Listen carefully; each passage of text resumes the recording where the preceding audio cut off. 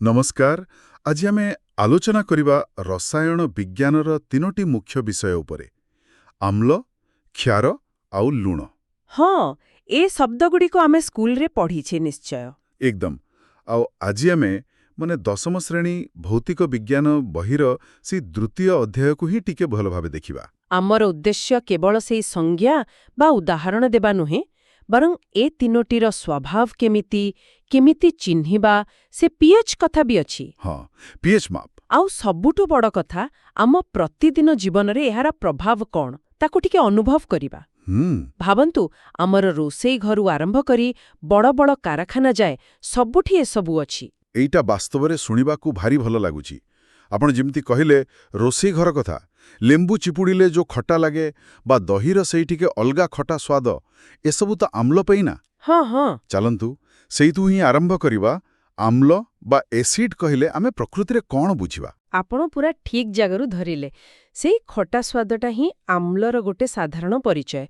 किंतु जदि आमे रसायन विज्ञान भाषारे कहिबा, जेउ यौगिक पदार्थ पानी रे मिसिले हाइड्रोजन आयन बा H+ मुक्त करंती सेगुड़िकु आम्ल कुहा जाए। H+ ion. हाँ, ए H+ आयन ही आम्लर सबु गुण पाई दायी, से खटा स्वाद हेउ कि अन्य रासायनिक प्रतिक्रिया। अच्छा, तबे सेई H+ आयन पाई लेंबू खटा लागुची, एगुड़ाका केत्ते शक्तिशाली हुई पारे?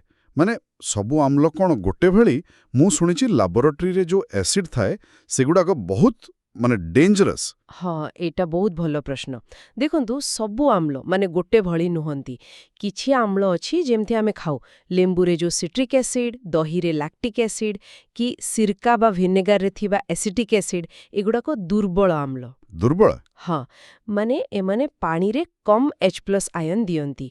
किंतु लैबोरेटरी रे जो hydrochloric acid HCl, sulphuric acid H2SO4 किंबा नाइट्रिक एसिड HNO3 व्यवहार हुए सेगुड़ा कहेउछि तीव्र आम्ल। ओहो। कारण सेमाने पानी रे पूरापूरी भांगी जाई बहुत बेसी H+ आयन तैयारी करंती। सेथि पाई सेमाने बेसी प्रतिक्रियाशील आउ क्षयकारी भी। बुझिली। तेबे खाद्ୟରେ थिबा आम्ल आउ लैबोरेटरी आम्ल भितरे मुख्य फरक हेला सेमानंकर H+ देबार क्षमता। ए आम्लकु चिन्निबा पाई आउ किछि बाट अछि? खटा स्वाद कथा तो कहिले, किंतु लैबोरेटरी एसिड को तो चाखिए बनी ना? नहीं, बिल्कुल चाखिवा कथा नहे। सेथि पाई तो आम पाखरे सूचक अछि, जहाको इंडिकेटर्स कहंती। ओ सूचक। हाँ। आम्लर गोटे मुख्य गुण हेला एहा नील लिटमस कागज को लाल करी दिए। नीलकु लाल? हाँ, लिटमस गोटे प्राकृतिक रंग, जहाको आम्ल कि क्षार चिन्हिबा पाई व्यवहार करा जाए। एक प्रकारे एमती रासायनिक चेक पॉइंट भळे। अच्छा, जदि लेंबू विनेगर एसबु आम्ल, तेबे साबुन भଳି जिनस जोटा टिके पिछड़ा लागे सेगुड़ाक कौन? सेमाने निश्चय अलगा होइथिबे। सेमाने कौन ए लिटमस सह उल्टा किछि देखंती? आपण पूरा ठीक दिगरे जाउछंती। साबुन होछि क्षार बा बेस श्रेणीर गोटे उदाहरण। क्षारगुड़िक साधारणतः आम्लर माने रासायनिक विपरीत भळे काम करंती। जेउ यौगिक पदार्थ पानी रे मिसिले हाइड्रोक्साइड आयन बा OH- मुक्त करंती सेगुड़िकु क्षार कोहा जाए। अच्छा, आम्ल दिए H+ और क्षार दिए OH-। हाँ, एही OH- आयन ही क्षारर मुख्य परिचय। साबुन छड़ा आउ किछि साधारण क्षारर उदाहरण देबे कि? हाँ, लैबोरेटरी रे बा शिल्परे व्यवहार होउथिबा किछि मुख्य क्षार हेला सोडियम हाइड्रोक्साइड NaOH, एहाकु कास्टिक सोडा भी कहंती। साबुन तयारी रे लागे। ओ कास्टिक सोडा। सेमिति पोटासियम हाइड्रोक्साइड KOH अछि, कैल्शियम हाइड्रोक्साइड CaOH2 अछि, जहाँ को आमे चूना पानी कहू, एटा ग्लिचिंग पाउडर तयारी रे लागे।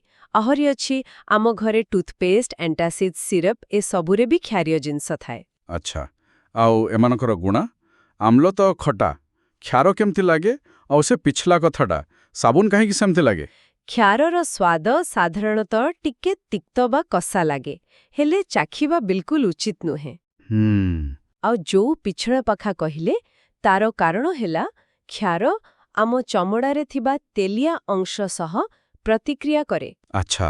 हाँ, सेथिरु साबुन भଳି जिनिस तयारी हुए, जहाकु सैपोनिफिकेशन कुहंती।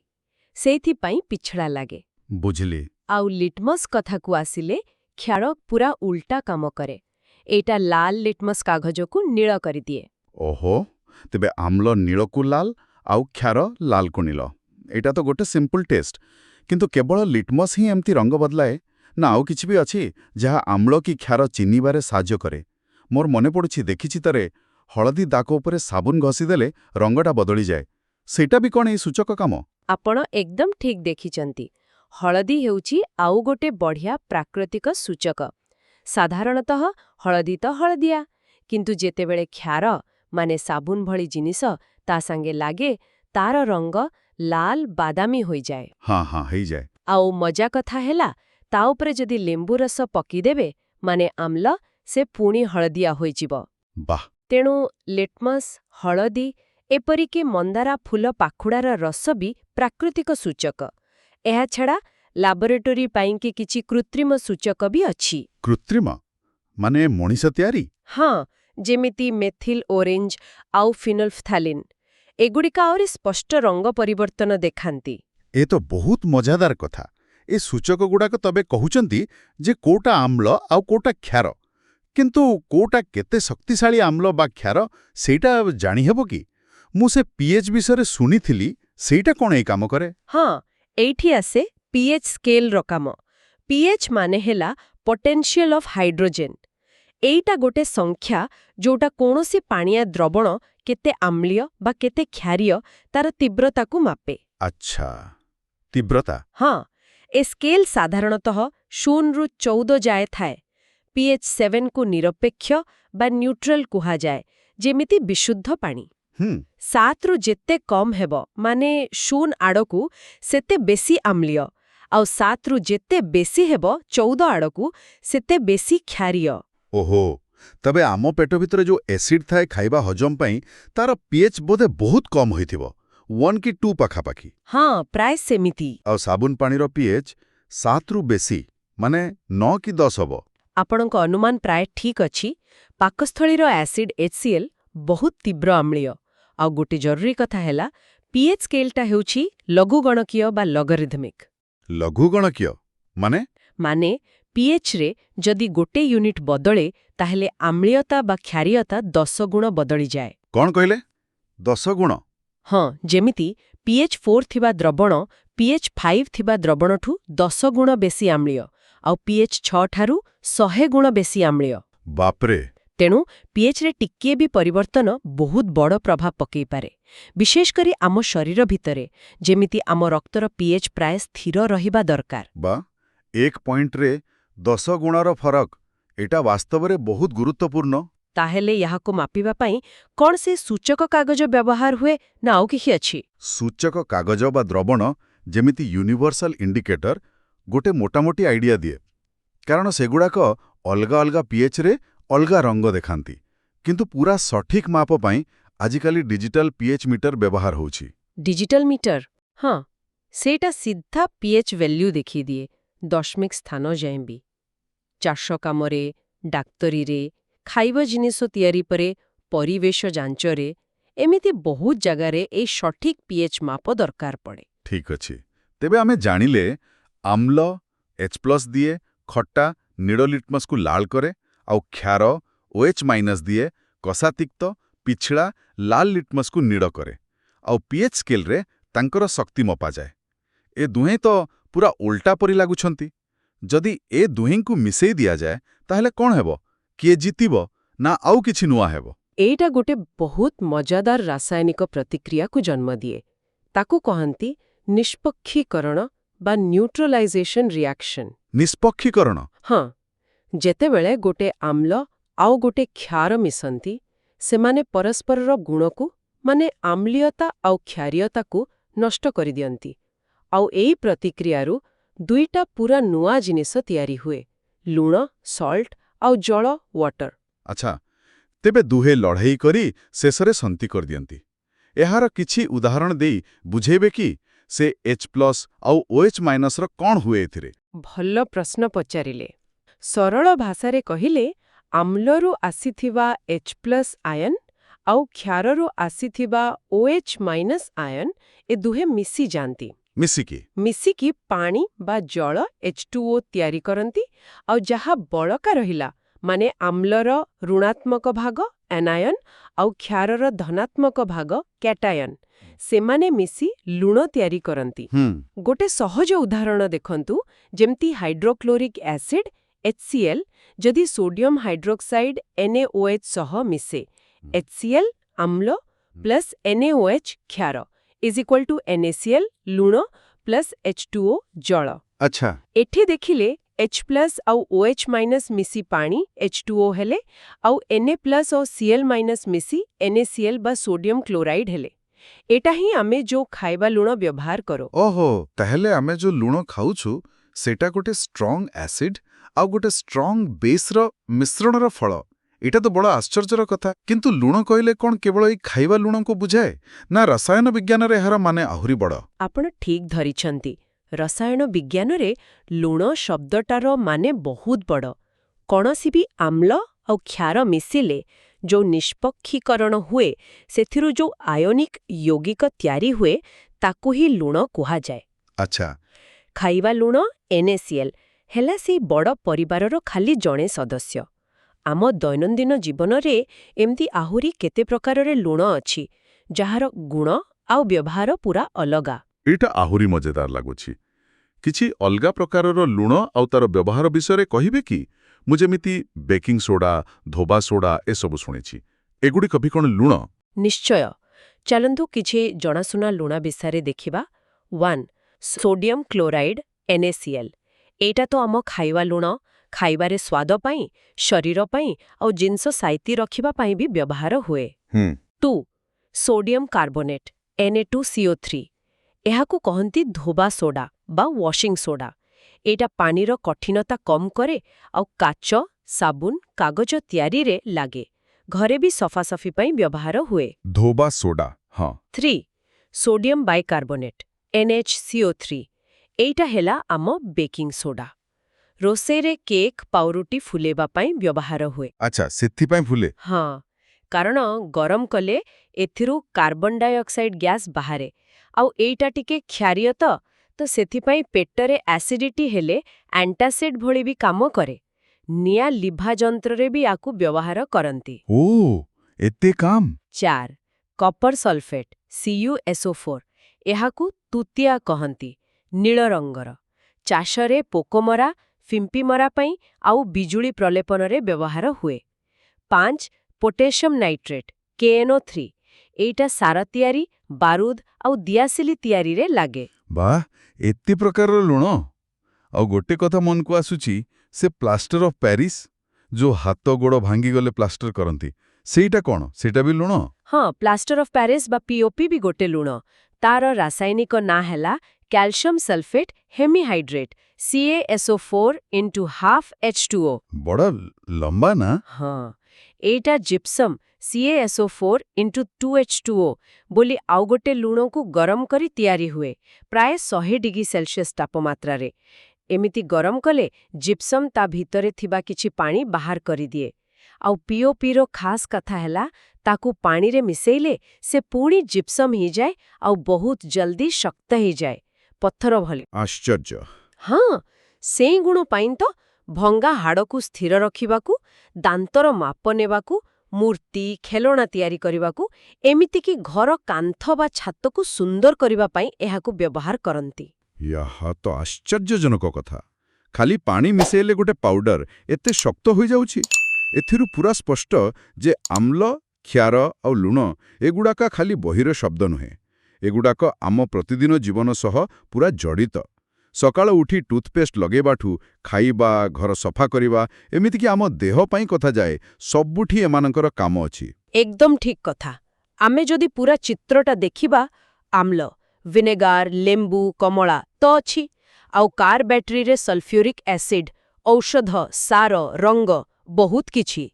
କ୍ଷାର, ସାବୁନ, ଡିଟର୍ଜେଣ୍ଟ, ପେଟ ପାଇଁ ଆଣ୍ଟାସିଡ୍, ବ୍ଲିଚିଂ ପାଉଡର, କାଗଜ, ଲୁଗା କଳରେ। ଲୁଣ, ଖାଇବା ଲୁଣ, ବେକିଂ ସୋଡା, ଧୋବା ସୋଡା, ଚାଷ ପାଇଁ ସାର, ହାଡ଼ ଯୋଡ଼ିବା ପାଇଁ POP, ପାଣି ସଫା କରିବାକୁ ଫିଟିକିରି, ଏମିତି କେତେ କ'ଣ। ବାଃ! ଏ ଲିଷ୍ଟ ସରିବନି। କହିବାକୁ ଗଲେ ଏ ତିନି ପ୍ରକାର ଜିନିଷ ଆମ ଆଧୁନିକ ଜୀବନର ଗୋଟେ ପ୍ରକାର ମୂଳଦୁଆ। ସତରେ ଆଜିର ଆଲୋଚନା ପରେ ମୁଁ ଏହି ସାଧାରଣ ଲାଗୁଥିବା ଜିନିଷଗୁଡ଼ିକୁ ପୁରା ନୂଆ ଭାବରେ ଦେଖିବା ଆରମ୍ଭ କଲି। ଆମେ ଆମ୍ଳ ଆଉ କ୍ଷାର କ'ଣ, ତାଙ୍କର ମୁଖ୍ୟ ଗୁଣ, ସେ H+ ଆଉ OH- କଥା, ସୂଚକ ଆଉ pH ସ୍କେଲ୍ ବିଷୟରେ ଜାଣିଲେ, ଆଉ ସେମାନେ ମିଶିଲେ ଯେଉଁ ନିଷ୍ପକ୍ଷୀକରଣ ହୁଏ, ଆଉ ସେଥିରୁ କେତେ ପ୍ରକାର ଲୁଣ ତିଆରି ହୁଏ, ଆଉ ତାର କେତେ ବ୍ୟବହାର, ବହୁତ କିଛି ଶିଖିବାକୁ ମିଳିଲା। ମୁଁ ଆଶା କରୁଛି ଏ ଆଲୋଚନା କେବଳ କିଛି ତଥ୍ୟ ଦେଇନି, ବରଂ ରସାୟନ ବିଜ୍ଞାନ ବିଷୟରେ ଆହୁରି ଜାଣିବାକୁ ଆଗ୍ରହ ବି ସୃଷ୍ଟି କରିଛି। ଏଇ ମୂଳ କଥାଗୁଡ଼ାକୁ ବୁଝିଲେ ଆମେ କେବଳ ପରୀକ୍ଷା ପାଇଁ ନୁହେଁ, ବରଂ ଆମ ଚାରିପାଖର ଦୁନିଆ କେମିତି କାମ କରୁଛି ତାର ଗୋଟେ ଭଲ ଚିତ୍ର ପାଇପାରିବା। ପାଣି ଗ୍ଲାସ୍ଠୁ ଆରମ୍ଭ କରି ମାଟି ଯାଏ। ଏହା ହିଁ ତ ବିଜ୍ଞାନର ସୌନ୍ଦର୍ଯ୍ୟ। ଏକଦମ।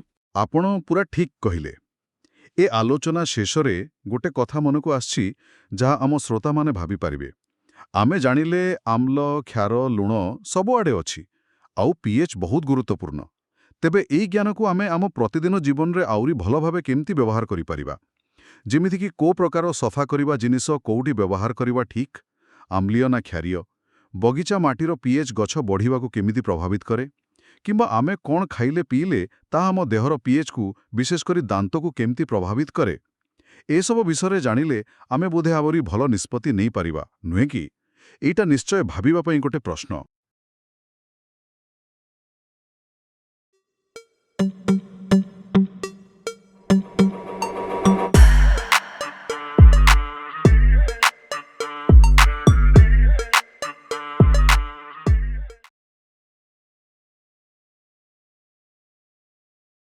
ନମସ୍କାର, ଆସନ୍ତୁ ଆଜି ଆମ ଚାରିପାଖରେ ଥିବା କିଛି ସାଧାରଣ ଜିନିଷ ଭିତରେ ଲୁଚି ରହିଥିବା ରସାୟନ ବିଜ୍ଞାନକୁ ବୁଝିବା।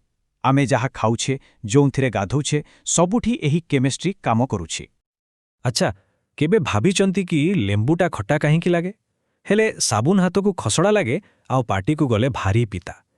ଏଇ ଯେଉଁ ଛୋଟ ଛୋଟ ଅନୁଭବ, ଏହା ପଛରେ ବଡ଼ ବଡ଼ ରାସାୟନିକ ରହସ୍ୟ ଲୁଚି ରହିଛି।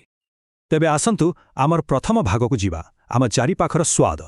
ଆମେ ଯାହା ବି ଚାଖୁଁ ତା ପଛରେ ଗୋଟେ ବଡ଼ କେମିକାଲ କହାଣୀ ଲୁଚି ରହିଛି। ଯେତେବେଳେ କିଛି ଖଟା କି ପିତା ଜିନିଷ ଖାଉ, ଆମେ ପ୍ରକୃତରେ ଦୁଇଟି ଅଲଗା ଅଲଗା କେମିକାଲ ପରିବାରକୁ ଚିହ୍ନଟ କରୁଛୁ। ଏହା କେବଳ ସ୍ୱାଦ ନୁହେଁ, ଏହା ହେଉଛି ଆମ ଶରୀରର ରାସାୟନିକ ସଂକେତ।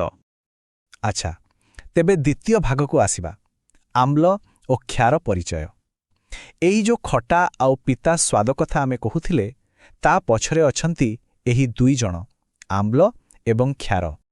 ଦେଖନ୍ତୁ, ଏ ଦୁଇ ଜଣ ପୂରାପୂରି ଅଲଗା। ଜଣେ ଖଟା ତ ଆଉ ଜଣେ ପିତା। ଜଣେ ନୀଳ ଲିଟମସ୍କୁ ଲାଲ କରିଦିଏ ତ ଆଉ ଜଣେ ଠିକ୍ ତାର ଓଲଟା। ଲେମ୍ବୁ ଆଉ ଭିନିଗାର ହେଲେ ଗୋଟେ ଟିମ୍ର, ଆଉ ସାବୁନ, ବେକିଂ ସୋଡ଼ା ଆଉ ଗୋଟେ ଟିମ୍ର। ମାନେ ସବୁ କଥାରେ ଏମାନେ ପରସ୍ପରର ବିପରୀତ। ତେବେ ଅମ୍ଳ କ'ଣ? ସରଳ ଭାଷାରେ କହିଲେ, ଏମିତି ଏକ ପଦାର୍ଥ ଯାହା ପାଣିରେ ମିଶିଲେ ଗୋଟେ ହାଇଡ୍ରୋଜେନ ଆୟନ ବା H+ ଛାଡ଼ିଦିଏ। ଏହି ଗୋଟିଏ କଥା ହିଁ ତାର ସବୁ ଖଟା ଗୁଣ ପାଇଁ ଦାୟୀ। ଆଉ କ୍ଷାର, ସେ ଠିକ୍ ତାର ଓଲଟା।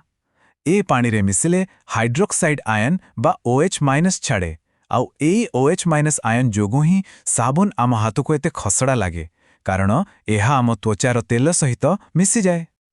ଭଲ କଥା। ଏବେ ତୃତୀୟ ଭାଗକୁ ଯିବା। ଏମାନଙ୍କୁ ଚିହ୍ନିବା କିପରି? କିନ୍ତୁ ସବୁ ଜିନିଷକୁ ତ ଚାଖି ହେବନି, କିଛି ଜିନିଷ ବିଷାକ୍ତ ବି ହୋଇପାରେ। ତାହେଲେ ବୈଜ୍ଞାନିକମାନେ କେମିତି ଜାଣନ୍ତି କୋଉଟା ଆମ୍ଳ ଆଉ କୋଉଟା କ୍ଷାର? ହଁ, ଏଥିପାଇଁ ସେମାନେ କିଛି ଖାସ୍ ଡିଟେକ୍ଟିଭ ବ୍ୟବହାର କରନ୍ତି, ଯାହାକୁ କୁହାଯାଏ ସୂଚକ। ଆଉ ଏହି ସୂଚକ ବିଭିନ୍ନ ପ୍ରକାରର ଅଛି।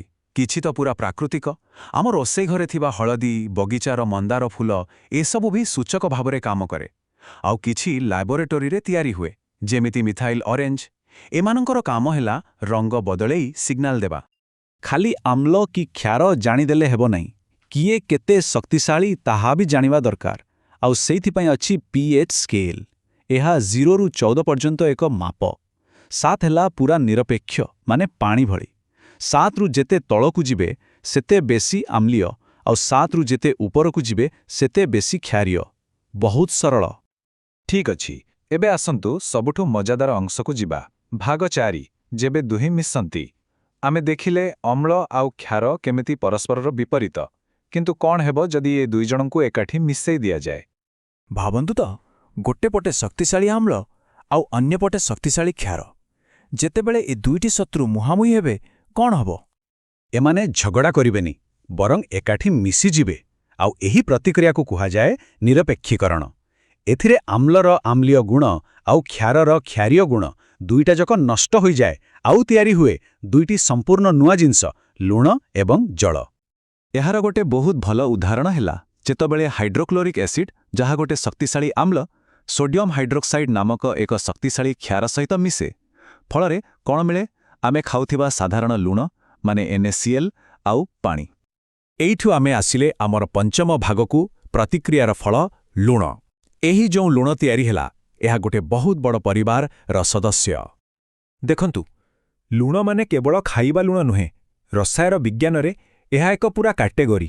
ଆମେ କପଡ଼ା ସଫା କରିବା ପାଇଁ ବ୍ୟବହାର କରୁଥିବା ୱାସିଂ ସୋଡା, କେକ୍ ତିଆରିରେ ବ୍ୟବହାର ହେଉଥିବା ବେକିଂ ସୋଡା, ଏପରିକି ହାଡ଼ ଭାଙ୍ଗିଗଲେ ଲାଗୁଥିବା ପ୍ଲାଷ୍ଟର ଅଫ୍ ପ୍ୟାରିସ୍, ଏସବୁ ଗୋଟେ ଗୋଟେ ପ୍ରକାରର ଲୁଣ। ଆଚ୍ଛା, ଏସବୁ ତ ଥିଲା ଥିଓରି। ଏବେ ଆସନ୍ତୁ ଆମର ଶେଷ ଭାଗକୁ ଯିବା, ଆମ ଦୈନିକ ଜୀବନ। ଦେଖିବା ଏହି ଆମ୍ଳ, କ୍ଷାର ଆଉ ଲୁଣ ଆମ ଜୀବନ ସହ କେମିତି ଯୋଡ଼ି ହୋଇ ରହିଛି। ଆମ ତ ଆମ ଚାରିପାଖେ ସବୁବେଳେ ଅଛି। ଆମେ ହୁଏତ ସେତେ ଧ୍ୟାନ ଦେଉନା, କିନ୍ତୁ ଏହା ସବୁଠି। ଆଚାରରେ ଥିବା ଭିନିଗାର, ଦହି, ଲେମ୍ବୁ, ଏସବୁ ତ ଆମେ ପ୍ରତିଦିନ ଖାଉ। ଏହା ଛଡ଼ା ଆମେ ବ୍ୟବହାର କରୁଥିବା ଅନେକ ଔଷଧ ଏବଂ ପେଟ୍ରୋଲିୟମ ଜିନିଷରେ ବି ଆମ୍ଳର ବହୁତ ବଡ଼ ଭୂମିକା ରହିଛି। ଠିକ୍ ସେହିପରି କ୍ଷାର ବି ଆମ ଜୀବନର ଏକ ଅଭିନ୍ନ ଅଙ୍ଗ, ବିଶେଷ କରି ଯେତେବେଳେ ସଫାସୁତୁରା କଥା ଆସେ। ଆମେ ବ୍ୟବହାର କରୁଥିବା ସାବୁନ, ଡିଟର୍ଜେଣ୍ଟ, ଏପରିକି ବ୍ଲିଚିଂ ପାଉଡର, ଏସବୁ ହେଉଛି କ୍ଷାରର ଉଦାହରଣ। ସେଥିପାଇଁ ତ ଏଗୁଡ଼ିକ ତେଲିଆ ମଇଳାକୁ ଏତେ ଭଲ ଭାବରେ ସଫା କରିପାରନ୍ତି। ଆଉ ଶେଷରେ ଆସିଲା ଲୁଣ। ଆମ୍ଳ ଆଉ କ୍ଷାରର ମିଳନରୁ ତିଆରି ଏହି ଲୁଣଗୁଡ଼ିକ ଆମ ଦୁନିଆକୁ ଚଳାଇ ରଖିଛନ୍ତି।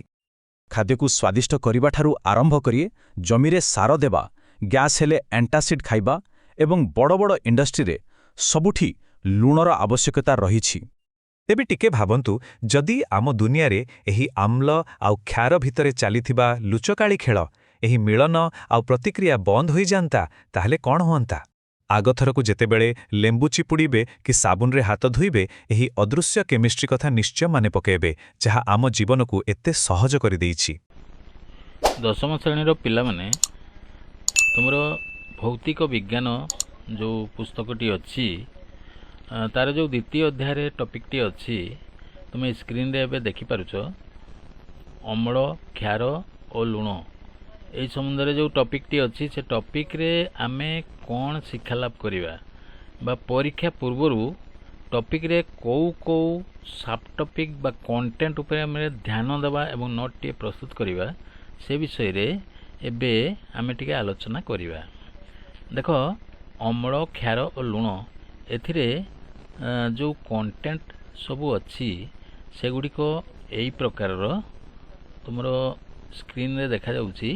ଅମ୍ଳ, କ୍ଷାର ଓ ଲୁଣ, ସେଥିରେ ଆମେ ପ୍ରଥମେ 6ଟି କଣ୍ଟେଣ୍ଟ ଉପରେ ଆମେ ଆଗ ଧ୍ୟାନ ଦେବା। ସେଗୁଡ଼ିକ କ'ଣ କ'ଣ? ଅମ୍ଳ ଅଛି, ଯେଉଁଟାକି ଇଂରାଜୀରେ ଏସିଡ୍ କୁହାଯାଉଛି। କ୍ଷାର ବା ବେସେସ୍, ସୂଚକ ଇଣ୍ଡିକେଟର୍ସ, ଆଉ ନିଷ୍ପକ୍ଷୀକରଣ ପ୍ରତିକ୍ରିୟା। ତାପରେ ଲୁଣ ଆଉ ଦୈନିକ ଜୀବନରେ ପ୍ରୟୋଗ। ତ ଏଇ ଯେଉଁ 6ଟି କଣ୍ଟେଣ୍ଟ ଅଛି, ୟା ଉପରେ ଆମେ ପ୍ରଥମରୁ ଦେଖିବା ପ୍ରତ୍ୟେକଟିରେ ଆଉ କ'ଣ କ'ଣ ସାବ୍ କଣ୍ଟେଣ୍ଟ ସବୁ ରହିଛି। ଦେଖ, ଅମ୍ଳ, ଯେତେବେଳେ ଅମ୍ଳ କଣ୍ଟେଣ୍ଟ ଉପରେ ଆମେ ଆଲୋଚନା କରିବା, ଏଥିରେ ଆଉ କ'ଣ ସବୁ ଆସିପାରେ? ଅମ୍ଳର ପରିଭାଷା କ'ଣ, ୟାର ଗୁଣ କ'ଣ, ୟାର ଉଦାହରଣ ଦେଇକି ଆମେ ଦେଖିବା। ଅମ୍ଳର ଯେଉଁ ଗଠନ ହେଉଛି, ତା'ର ଉଦାହରଣ ଦେଖିବା। ତ ପ୍ରଥମେ ଦେଖିବା ଆମେ ପରିଭାଷା। ପରିଭାଷାରେ କ'ଣ କ'ଣ ଅଛି? ପରିଭାଷାରେ ଆମେ ପାଇବା ଜଳରେ H+ ଆୟନ ମୁକ୍ତ କରେ। ତ ଜଳରେ ଯେତେବେଳେ ମିଶିବ ଅମ୍ଳ, ସେତେବେଳେ ତା କାମ କ'ଣ ନା H+ ଆୟନ ମୁକ୍ତ କରିଥାଏ। ସେହିପରି ଗୁଣ, ୟାର ଗୁଣ କ'ଣ ସବୁ ଅଛି? ଏହା ଖଟା ସ୍ୱାଦ, ୟାର ସ୍ୱାଦ ହେଲା ଖଟା। ଆଉ ନୀଳ ଲିଟମସ୍ ଲାଲ କରେ। ଲିଟମସ୍ ପେପରରେ ପଡ଼ିଲେ ଏସିଡ୍ ୟାକୁ ଲାଲ କରିବ। ଆଉ କ୍ଷାର ସହିତ ପ୍ରତିକ୍ରିୟା ଲୁଣ ଓ ଜଳ ପ୍ରସ୍ତୁତ କରେ। ପ୍ରତିକ୍ରିୟା ଯେତେବେଳେ ହେବ, ସେତେବେଳେ ସେ ଲୁଣ ଆଉ ଜଳ ପ୍ରସ୍ତୁତ କରିଥାଏ। ତ ଇଏ ହେଲା ଗୁଣ। କାହାର ନା ଅମ୍ଳର। ଏବେ ଦେଖିବା ଏ ଯେଉଁ ଉଦାହରଣ ଆମେ କ'ଣ ଦେବା। ଉଦାହରଣରେ ଆମେ ଦେଖିବା HCl ବା ହାଇଡ୍ରୋକ୍ଲୋରିକ୍ରେ ଅମ୍ଳ ରହୁଛି, H2SO4 ଯାହାକି ସଲଫ୍ୟୁରିକ୍ ଏସିଡ଼୍ରେ ମଧ୍ୟ ଅମ୍ଳ ରହୁଛି, HNO3 ଏଥିରେ ମଧ୍ୟ ନିଟ୍ରିକ୍ ଯାହାକୁ କହୁଛୁ ଅମ୍ଳ ରହୁଛି। ଆଉ ପ୍ରାକୃତିକ ଲେମ୍ବୁ, ସିଟ୍ରିକ୍ ଦହି, ଲ୍ୟାକ୍ଟିକ୍ ଆମର ଏସିଡ଼୍ ରହୁଛି। ତ ଏସବୁ ଦିଗ ପ୍ରତି ଧ୍ୟାନ ଦେବ। ପରୀକ୍ଷା ପୂର୍ବରୁ ଅମ୍ଳ ସମ୍ବନ୍ଧରେ ଯଦି ଆମେ ଜ୍ଞାନ ହାସଲ କରିବା, ଏଇ ଦିଗ ଗୁଡ଼ିକ ପ୍ରତି ଆମେ ଧ୍ୟାନ ଦେବା। ତାପରେ ଦେଖିବା ଏ ଯେଉଁ କ୍ଷାର ଯେଉଁଟାକି ବେସେସ୍, ସେଥିରେ କେଉଁ ସବୁ କଣ୍ଟେଣ୍ଟ ରହୁଛି। ଏଥିରେ ରହୁଛି ପରିଭାଷା, ଗୁଣ ଆଉ ଉଦାହରଣ। ଦେଖ ପରିଭାଷାରେ ଆମେ କ'ଣ ଜ୍ଞାନ ହାସଲ କରିବା। ପରିଭାଷା, ୟାର ପରିଭାଷା ଯେଉଁଟାକି ଡେଫିନିସନ୍, ସେଥିରେ ଆମେ ଦେଖିବା ଜଳରେ OH ଆୟନ ମୁକ୍ତ କରେ। OH ମାଇନସ୍ ଅଛି, ଏହା ଆୟନ ମୁକ୍ତ କରିଥାଏ। ସେହିପରି ଗୁଣ, ଏ ଯେଉଁ କ୍ଷାରର ଗୁଣ କ'ଣ ନା, ଗୁଣରେ ଆମେ ଦେଖିବା ଏହା ତିକ୍ତ ବା କଷା ଲାଗିଥାଏ। ସ୍ୱାଦ ଏହାର ତିକ୍ତ ଲାଗେ ବା କଷା ଲାଗେ। ଆଉ ପିଛଡ଼ା ଲାଗେ, ପିଛଡ଼ା ଲାଗିଥାଏ। ଲାଲ ଲିଟମସ୍ ନୀଳ କରେ। ଲାଲ ଲିଟମସ୍ ପେପରରେ ପଡ଼ିଲେ ଏ ଯେଉଁ କ୍ଷାର ଇଏ ତାକୁ କ'ଣ କରେ, ନୀଳ ରଙ୍ଗ କରେ। ଆଉ ଅମ୍ଳ ସହିତ ପ୍ରତିକ୍ରିୟା ଯେତେବେଳେ ହୁଏ ଲୁଣ ଜଳ ପ୍ରସ୍ତୁତ ହୋଇଥାଏ। ତାପରେ ଦେଖିବା ଏଇ ଯେଉଁ ଉଦାହରଣ, ୟାର ଉଦାହରଣ କ'ଣ ଆମେ ଦେଇପାରିବା। ଉଦାହରଣ NaOH ହାଇଡ୍ରୋକ୍ସାଇଡ୍, ସୋଡ଼ିୟମ୍ ହାଇଡ୍ରୋକ୍ସାଇଡ୍ ପ୍ରସ୍ତୁତ ହୋଇଥାଏ। ଏଥିରେ ଆମର କ୍ଷାର ଅଂଶ ରହୁଛି। ଆମେ କ୍ଷାର ବା ବେସେସ୍ କଥା ଆଲୋଚନା କରୁଛନ୍ତି, ତେଣୁ ଏଥିରେ NaOH ଯେଉଁଟାକି ସୋଡ଼ିୟମ୍ ହାଇଡ୍ରୋକ୍ସାଇଡ୍ ରହିଥାଏ। ଆଉ ଉଦାହରଣ କ'ଣ ଦେଇପାରିବା, KOH ପୋଟାସିୟମ୍ ହାଇଡ୍ରୋକ୍ସାଇଡ୍ ମଧ୍ୟ ଏହାର ଏକ ଉଦାହରଣ। CaOH2 କ୍ୟାଲସିୟମ୍ ହାଇଡ୍ରୋକ୍ସାଇଡ୍ ଇଏ ମଧ୍ୟ କ୍ଷାରର ଏକ ଉଦାହରଣ ହୋଇପାରେ। ଇଏ ଗଲା କ୍ଷାର ସମ୍ବନ୍ଧରେ ଯେତେବେଳେ ଆମେ କୌଣସି ନୋଟ୍ଟିଏ ପ୍ରସ୍ତୁତ କରିବା, ଏଇ ଦିଗ ପ୍ରତି ଆମେ ଧ୍ୟାନ ଦେବା। ତାପରେ ଦେଖିବା ସୂଚକ ବା ୟାର ଯେଉଁ ଇଣ୍ଡିକେଟର ଅଛି, ଇଣ୍ଡିକେଟରରେ ଆମେ କ'ଣ ସବୁ କଣ୍ଟେଣ୍ଟ ଉପରେ ଧ୍ୟାନ ଦେବା। ଇଣ୍ଡିକେଟରରେ ଆସିବ ପ୍ରାକୃତିକ, ଲିଟମସ୍ ହଳଦୀ, ଫୁଲର ରଙ୍ଗ, ହିବିସ୍କସ୍। ଅମ୍ଳ, କ୍ଷାର ଆଉ ଲୁଣର ଯଦି ଆମେ ଇଣ୍ଡିକେଟର ଦେଖିବା ବା କେଉଁଥିରେ ଆମେ ଏହାକୁ ଚିହ୍ନଟ କରିପାରିବା, ତ କିଛି ପ୍ରାକୃତିକ ଦ୍ରବ୍ୟ ଅଛି, କିଛି କୃତ୍ରିମ ଅଛି। ଯେମିତି ପ୍ରାକୃତିକ ମଧ୍ୟରେ ଲିଟମସ୍ ପେପର, ହଳଦୀ ଗୁଣ୍ଡ, ଫୁଲର ରଙ୍ଗ, ଏସବୁ ହେଲା ୟାର ପ୍ରାକୃତିକ ଇଣ୍ଡିକେଟର୍ସ ବା ସୂଚକ। ୟାକୁ ଆମେ ଆପ୍ଲାଏ କଲେ ତାର ଲକ୍ଷଣ ସବୁ ଆମେ ଜାଣିପାରିବା। ତାପରେ କୃତ୍ରିମ କିଛି ଅଛି, ମିଥାଇଲ୍, ଅରେଞ୍ଜ, ଫିନୋଲ୍ଫଥାଲିନ୍, ଏସବୁ ଜିନିଷ କୃତ୍ରିମ ଅଟେ। ଏଗୁଡ଼ିକ ମିଶ୍ରଣ କଲେ ମଧ୍ୟ ତାର ରିଆକ୍ସନ୍ ବା ପ୍ରତିକ୍ରିୟା ଆମେ ପାଇଥାଉ। ଏଗୁଡ଼ିକ ହେଲା ଇଣ୍ଡିକେଟର୍ସ। ତାପରେ pH ମିଟର, ୟାର ସ୍କେଲଟା ହେଲା 0ରୁ 14। ୟାର କାମ କ'ଣ ନା, ସୂଚକ ଭାବରେ ୟାକୁ ବ୍ୟବହାର କରାଯାଏ। ତ ଅମ୍ଳ ବା କ୍ଷାର ବା ଲୁଣ କେତେ ପରିମାଣରେ ଅଛି ତାହା ଜାଣିବା ପାଇଁ ଏହି ମିଟରଟି ବ୍ୟବହାର କରାଯାଇଥାଏ। ତ ମିଟରର ଆଉ କିଛି କଣ୍ଟେଣ୍ଟ ଅଛି ଦେଖିବା।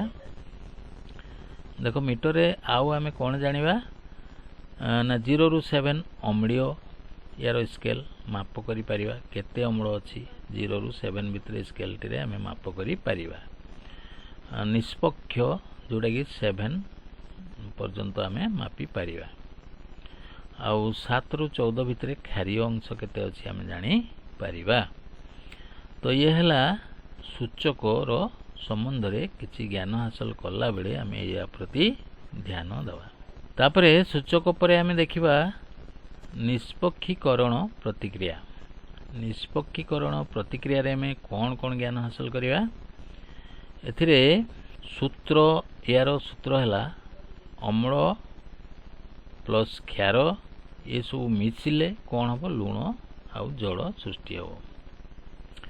ଉଦାହରଣ ଦେଖିବା HCl plus NaOH equal to NaCl plus H2O ଇଏ ସୃଷ୍ଟି ହେବ, ଅର୍ଥାତ୍ ଲୁଣ ଆଉ ଜଳ ସୃଷ୍ଟି ହେବ। ତାପରେ ଆମେ ଦେଖିବା ଏ ଯେଉଁ ଲୁଣରେ କ'ଣ ସବୁ କଣ୍ଟେଣ୍ଟ ଉପରେ ଆମେ ଧ୍ୟାନ ଦେବା। ଲୁଣରେ ଆମେ ଦେଖିବା ୟାର ଯେଉଁ ଡେଫିନିସନ୍ ବା ପରିଭାଷା ଯାହାକୁ ଆମେ କହୁଛନ୍ତି ଅମ୍ଳ ଓ କ୍ଷାର ପ୍ରତିକ୍ରିୟାରୁ ସୃଷ୍ଟ ଦ୍ରବ୍ୟ। ତ ଲୁଣଟା କେମିତି ତିଆରି ହୁଏ? ଅମ୍ଳ ଆଉ କ୍ଷାର ମିଶିଲେ ସେ ଲୁଣ ପ୍ରସ୍ତୁତ ହୁଏ। ଏହାର ଉଦାହରଣ ଦେଖିବା। କିଛି ଉଦାହରଣ ଆମେ ଦେଖିବା, ଯେମିତି NaCl ଯେଉଁଟାକି ଖାଦ୍ୟ ଲୁଣ ଆମେ ଖାଇବାରେ ବ୍ୟବହାର କରୁଛନ୍ତି।